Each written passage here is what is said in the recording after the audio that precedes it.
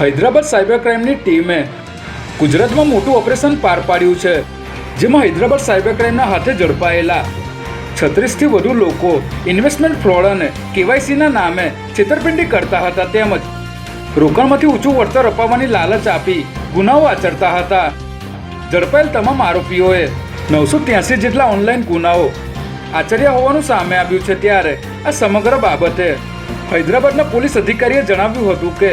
Police દ્વારા આરોપીઓને પકડવા માટે 10 દિવસનું ઓપરેશન હાથ ધરવામાં આવ્યું હતું.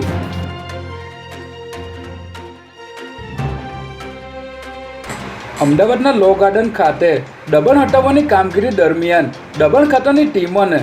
સ્ટ્રીટ વેન્ડરો વચ્ચે મારામારી થઈ હોવાની ઘટના સામે આવી છે, જેમાં લો ગાર્ડન ખાતે પાથરણાવાળા બેઠા હતા, ત્યારે દબાણ ખાતાના અધિકારીઓ અહીં પહોંચ્યા હતા અને દબાણ હટાવવાની કામગીરી શરૂ કરી હતી, જેથી અહીંના વેન્ડરો ઉશ્કેરાઈ ગયા હતા અને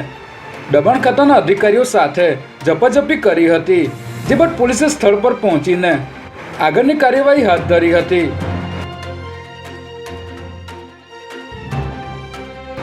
તાજેતરમાં ગાંધીનગરમાં કેટલાક લોકો કારનો કાફલો લઈને નીકળ્યા હતા અને સીન સપાટા કરી રીલ્સ બનાવી હતી, ત્યારે આવો જ ઘાટ અમદાવાદ શહેરના એસપી રિંગ રોડ અને એસજી હાઈવે પર બન્યો હતો, જેનો વિડીયો પણ વાયરલ થતા પોલીસે આ નબીરાઓને શોધવાની કવાયત હાથ ધરી હતી, જેમાં અમદાવાદ ક્રાઇમ બ્રાન્ચની ટીમે 2 નબીરાઓને ઝડપી પાડ્યા છે, જ્યારે અન્ય આરોપીઓને પકડવાની તજવીજ શરૂ કરી છે.